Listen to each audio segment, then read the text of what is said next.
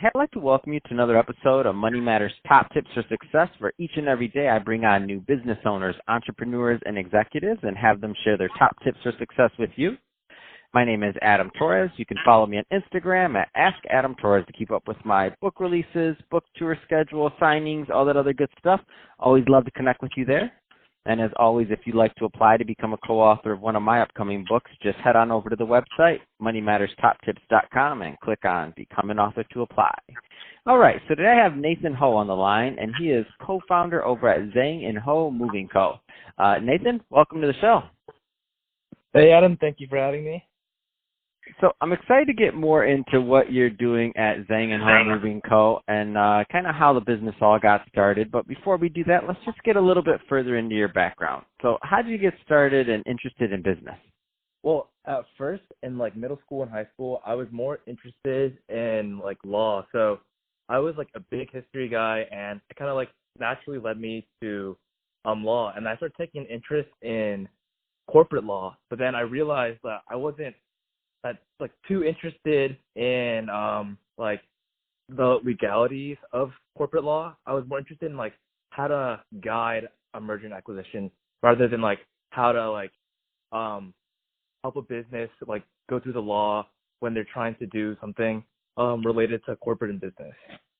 So and then after that I set a goal of becoming a management consultant, and I think a reasonable first logical step would be to work in my own small business or have a small entrepreneurship idea, because if you're working in your own kind of business, you would have a vision of how to guide a business later on.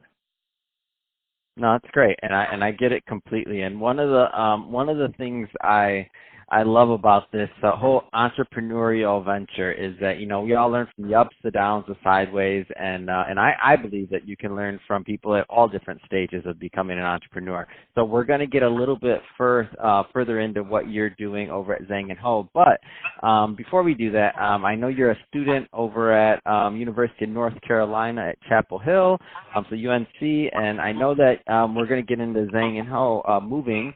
But I know you also learned from the ups, the downs, everything in between of entrepreneurship. So if you could, you launched your venture recently.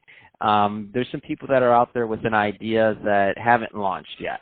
What kind of advice would you give to that person that's out there right now that's a little bit further behind than you, that hasn't quite launched their business yet, and on a successful launch? What kind of advice would you give them?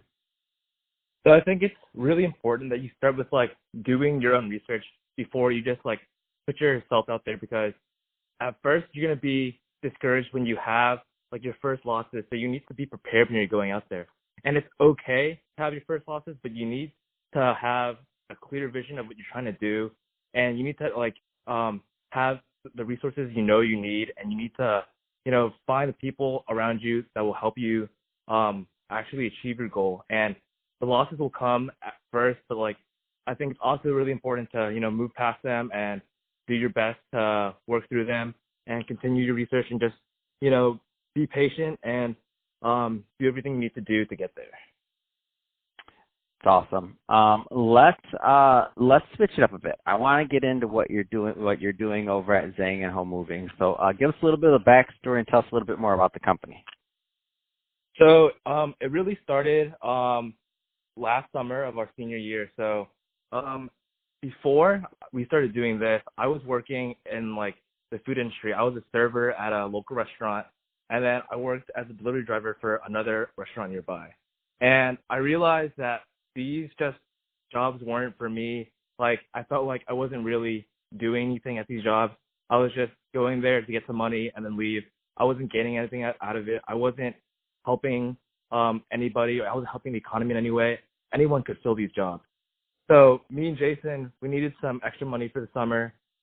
So we decided we would actually try to move furniture around, because at first we were gym partners. So we were we can lift heavy things. We can just help some friends out. And then we asked some family friends, and then they let us move for them, gave us some extra cash.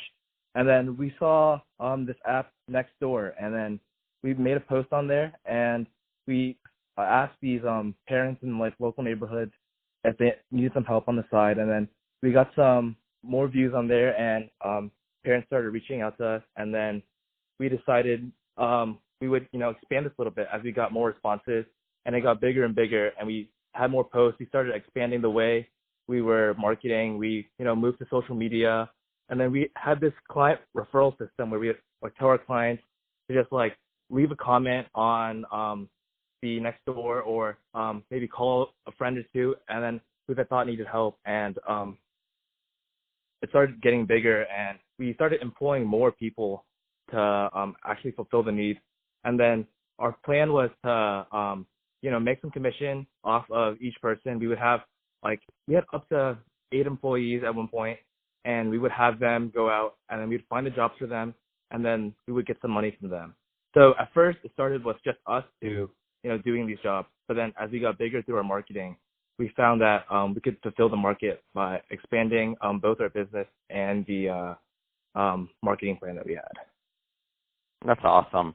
And so what I love about the story too is that you had this idea, you had this problem out there, you found a niche, and then you went for it. And this is the interesting thing in terms of market, in terms of what you were doing. You thought about how you could really create your own job. Because you could have easily went and got a internship or a side job or something else, and you're like, well, let's see how we can help some people, how we can make some money, and how we can get some business experience. So I love all of those things, and it just makes a lot of sense. So what's next for you? I mean, what's next on this entrepreneurial journey that you see going ahead?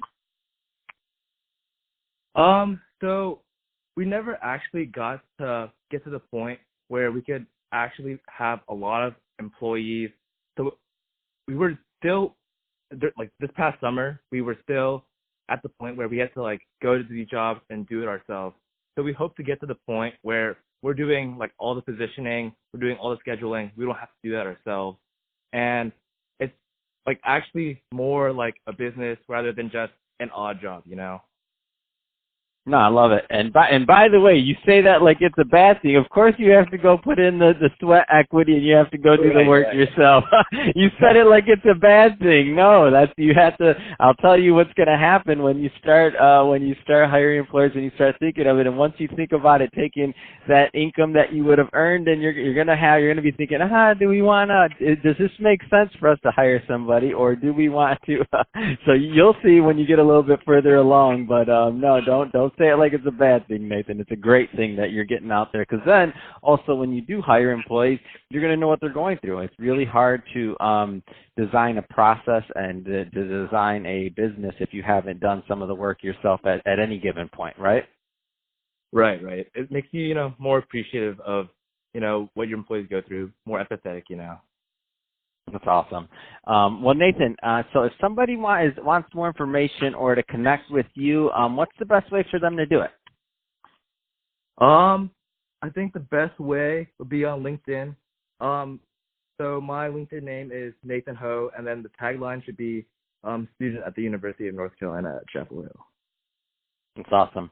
Well, hey, Nathan, really appreciate you coming on the show today and sharing your entrepreneurial journey, and I'm excited to hear a lot more great things from you down the line, and have you back on the show as things progress in your business and as you launch more ventures in the future. I have no doubt as an entrepreneur you're going to keep on going.